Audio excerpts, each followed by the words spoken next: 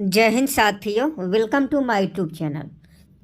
पहला क्वेश्चन देख लीजिए कि गाय के दूध में किसके कारण पीलापन होता रहता है। फटाफट बताइएगा। और देखिए, एक का अगर आप ऑप्शन बी केरोटीन बता रहे हैं तो आपका बिल्कुल सही जवाब है। गाय के दूध में केरोटीन के कारण पीलापन रहता है। अगर दूध पूछे कि दूध से दही किसके कारण बनता है तो दूध से दही जो है वो लैक्टोबैसिलस जीवाणु के कारण बनता है। दूध को किस में मापा जाता है? लैक्टोमीटर में दूध को मापा जाता है। तो दोनों तीनों क्वेश्चन याद रखिएगा, बहुत महत्वपूर्ण है। आगे देखिए, HIV की खोज किसने की थी? HIV का फुल फॉर्म जानते हैं तो कमेंट बॉक्स में ज़रूर बताइएगा कि HIV का फुल फॉर्म क्या होता है। एड्स जो है HIV के कारण होता है, आपको मालूम होगा। और 1 दिसंबर को हाल ही में 1 दिसंबर को एड्स दिवस मनाया गया है। और यहाँ क्वेश्चन देख लीजिए कि HIV की खोज किसने की थी, तो फटाफट सही जवाब बताएंगे। देखिए, अगर आप ऑप्शन बी लूक मॉन्टेनियर बता रहे हैं तो आपका बिल्कुल सही जवाब है। लूक मॉन्टेनियर ने HIV की खोज की थी, तो 2 का ऑप्शन भी सही जवाब हो जाएगा। देखिए, अगला प्रश्न है 3 नंबर की, पौधों में वाष्पोत्सर्जन दर के निर्धारण के लिए किस यंत्र का उपयोग किया जाता है। फटाफट बताइए कि पौधों में वाष्पोत्सर्जन दर के निर्धारण के लिए किस यंत्र का उपयोग किया जाता है। सही सही जवाब बताएंगे कमेंट बॉक्स में, बहुत इंपॉर्टेंट है, स्टार लगा लीजिए कि पौधों में वाष्पोत्सर्जन दर के निर्धारण के लिए किस यंत्र का उपयोग किया जाता है। तो देखिए, ऑप्शन है पोटोमीटर बता रहे हैं तो आपका बिल्कुल राइट आंसर है। पौधे में वाष्पोत्सर्जन दर के निर्धारण के लिए पोटोमीटर यंत्र का उपयोग किया जाता है। तो 3 का ऑप्शन है विल बी राइट आंसर हो जाएगा। चलिए अगला प्रश्न देख लीजिए कि मानव त्वचा में पाए जाने वाला वर्णक है। फटाफट बताइए कि मानव त्वचा में कौन सा वर्णक पाया जाता है। हम जानते हैं आप सभी लोग इस प्रश्न का सही जवाब दीजिएगा, तो फटाफट बताइए कि मानव त्वचा में पाया जाने वाला वर्णक कौन है। तो देखिए, मेलानिन जो होता है वो मानव त्वचा में पाया जाने वाला वर्णक होता है, मेलानिन। तो 4 का ऑप्शन है सही जवाब हो जाएगा। तो मानव त्वचा में पाए जाने वाला वर्णक है मेलानिन है। देखिए, नेक्स्ट प्रश्न देख लीजिए कि डायलिसिस मशीन का आविष्कार किसने किया था। डायलिसिस मशीन का आविष्कार किसने किया था, ये क्वेश्चन है और 4 ऑप्शन आपके सामने है। चारों में से जो भी सही है वो आपको कमेंट बॉक्स में बताना है। तो डायलिसिस मशीन का आविष्कार किसने किया था, तो 5 का ऑप्शन भी कोल्फ अगर बता रहे हैं तो आपका बिल्कुल सही जवाब हो जाएगा। कोल्फ नामक वैज्ञानिक ने डायलिसिस मशीन का आविष्कार किया था। तो 5 का ऑप्शन भी राइट आंसर हो जाएगा। चलिए अगला प्रश्न देख लीजिए कि कोशिका विभाजन के समय स्पष्ट दिखाई देता है। फटाफट आपको बताना है कि कोशिका विभाजन जब होता है उस समय स्पष्ट रूप से क्या दिखाई देता है। DNA दिखाई देता है कि गुणसूत्र दिखाई देता है कि जीन दिखाई देता है। तो सभी लोग सही जवाब बताएंगे कि कोशिका विभाजन के समय स्पष्ट रूप से दिखाई देता है।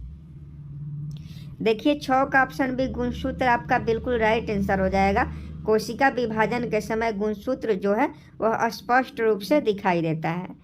अगला प्रश्न देख लीजिए कि जराविक सेवन क्या है। क्वेश्चन पूछा जाता है, बहुत इंपॉर्टेंट है, याद कर लीजिएगा कि जराविक सेवन क्या है। जराविक सेवन याद कर लीजिए अभी ही कि जराविक सेवन क्या है। तो जराविक सेवन जो है आपका एक कृत्रिम पैर है।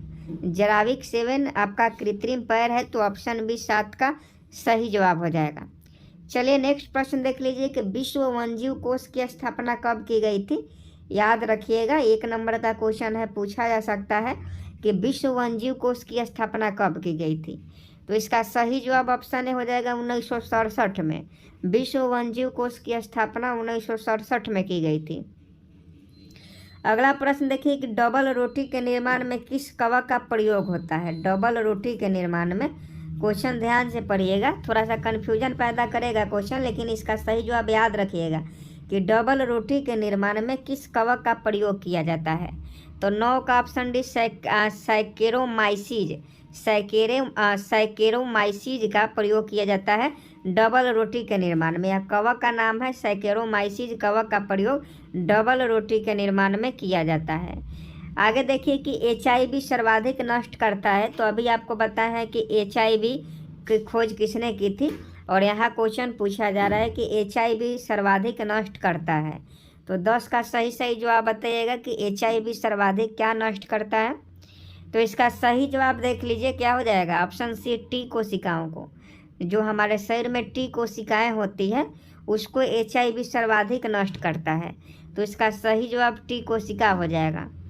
दोहरा निषेचन होता है, याद रखिएगा क्वेश्चन पूछता है कि दोहरा निषेचन किस में होता है। ये क्वेश्चन बहुत बार पूछा भी है और आगे भी पूछा जाएगा कि दोहरा निषेचन होता है। दोहरा निषेचन किस में होता है याद रखिएगा। तो अगर दोहरा निषेचन की बात करें तो ये आवृत बीजी पौधे में होता है।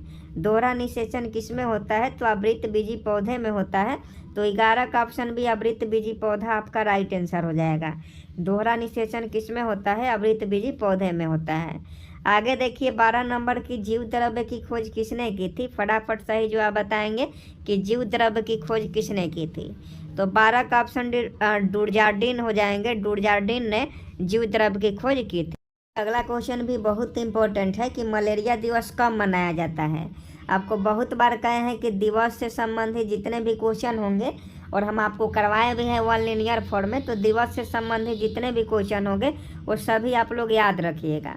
और 13 का सही जवाब बताइए कि मलेरिया दिवस कब मनाया जाता है। तो देखिए 13 का अगर आप ऑप्शन डी बता रहे हैं 25 अप्रैल को, तो आपका बिल्कुल राइट आंसर हो जाएगा।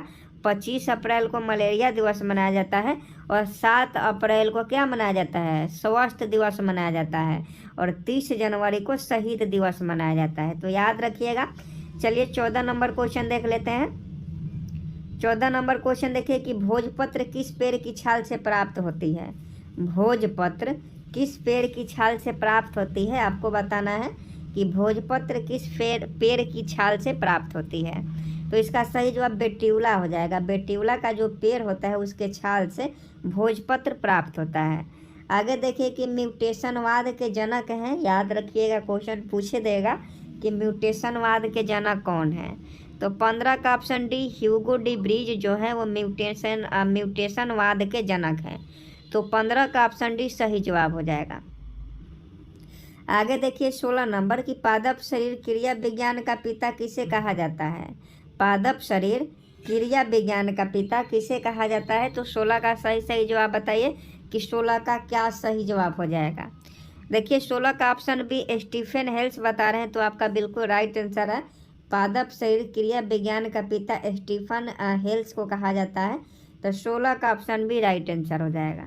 आगे देखिए 17 नंबर की अस्थि में कौन सा प्रोटीन पाया जाता है। 17 का सही जवाब बताइएगा। अस्थि में कौन सा प्रोटीन पाया जाता है।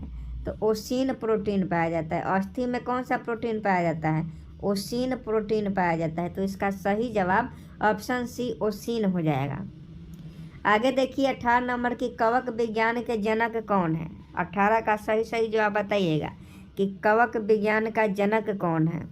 तो 18 का जो सही जवाब ऑप्शन है माइकेली हो जाएगा। कवक विज्ञान के जनक कौन है, तो कवक विज्ञान के जो जनक है वो माइकेली हैं। तो माइकेली option A will be right answer. देखिए वीडियो को अभी तक लाइक नहीं किए हैं तो वीडियो को आप लोग लाइक ज़रूर कीजिएगा।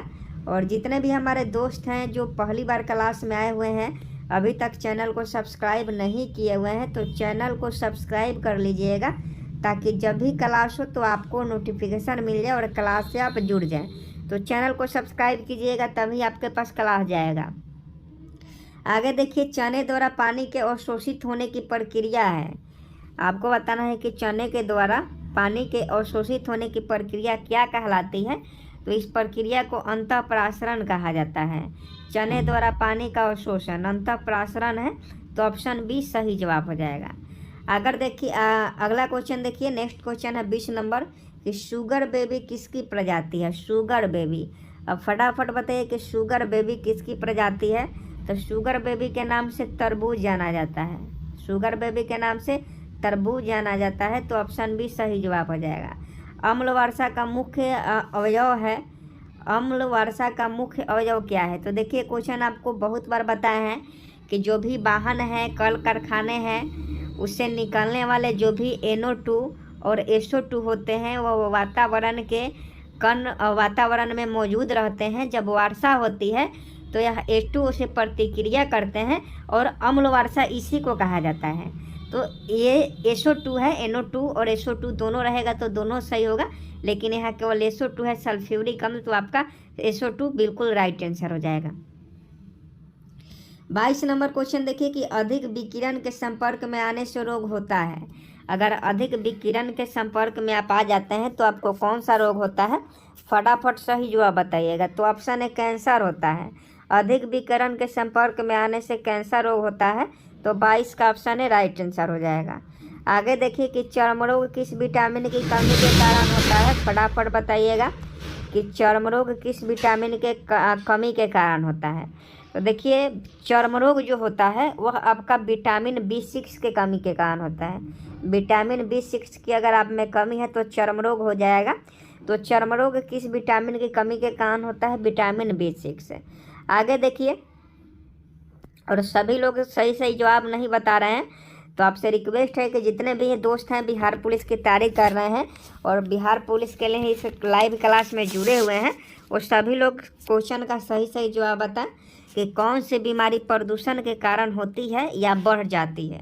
तो देखिए यह ब्रोंकाइटिस जो है वो प्रदूषण के कारण होती है, और प्रदूषण अगर ज़्यादा है तो यह ब्रोंकाइटिस बीमारी बहुत बढ़ जाती है।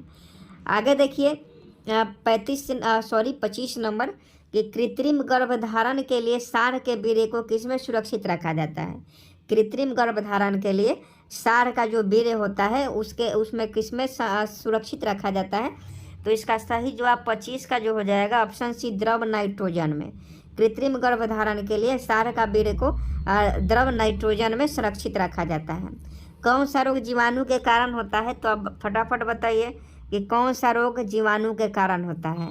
तो पंडित का टीका नींव है, याद करिए, किए ही होंगे, नहीं याद किए होंगे तो याद कर लीजिए, पंडित का टीका नींव है।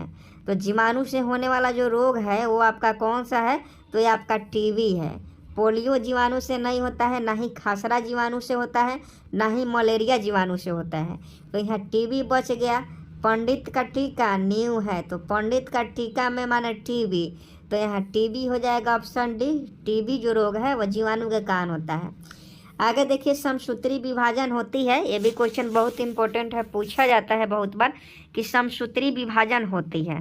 तो 27 का सही जवाब बताइएगा कि 27 का सही जवाब क्या हो जाएगा। ऑप्शन बी, जड़ की शीर्ष कोशिकाओं में होता है। समसूत्री विभाजन जो होता है वह जड़ की शीर्ष कोशिकाओं में होता है, तो ऑप्शन बी राइट आंसर हो जाएगा। अगला प्रश्न 28 नंबर देखिए कि सरीसृप वर्ग का अध्ययन क्या कहलाता है। सांपों का अध्ययन क्या कहलाता है, यही आपको बताना है कि सांपों का अध्ययन क्या कहलाता है। तो 28 का सही जवाब देख लीजिए, 28 का ऑप्शन बी हो जाएगा, हर्पेटोलॉजी। हर्पेटोलॉजी सरीसृप वर्ग का अध्ययन कहलाता है। अगला प्रश्न देखिए कि लीवर में भविष्य के लिए कौन सा विटामिन भंडारित होता है। आप बताइए लीवर में भविष्य के लिए कौन सा विटामिन भंडारित तो होते रहता है। तो 29 का सही जवाब बताइए। तो 29 का ऑप्शन सी, विटामिन ए हो जाएगा। लीवर में भविष्य के लिए विटामिन ए जो है वह भंडारित होते रहता है, तो 29 का ऑप्शन सी सही जवाब हो जाएगा। नेक्स्ट प्रश्न देखिए कि सबसे कम जल की आवश्यकता किसे होती है। तो देखिए सबसे कम जल की जो आवश्यकता होती है, तो देख लीजिए ऑप्शन तो देकर आप लोग बता ही देंगे कि सबसे कम जल की आवश्यकता किसे होती है। तो फटाफट बताइए। तो खजूर का जो पौधा होता है, उम्मीद है कि खजूर का पौधा सभी लोग देखे होंगे। तो खजूर का जो पौधा होता है उसको जल की आवश्यकता बहुत कम होती है। आगे देखिए कि कौन सा प्रोटीन जल में घुलनशील है, फटाफट बताइए कि कौन सा प्रोटीन जो है जल में घुलनशील है। तो ये एल्ब्यूमिन जो है ये प्रोटीन जल में घुलनशील है।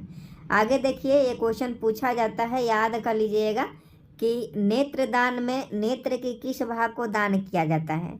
नेत्रदान में नेत्र के किस भाग को दान किया जाता है। तो 32 का ऑप्शन है, कॉर्निया हो जाएगा।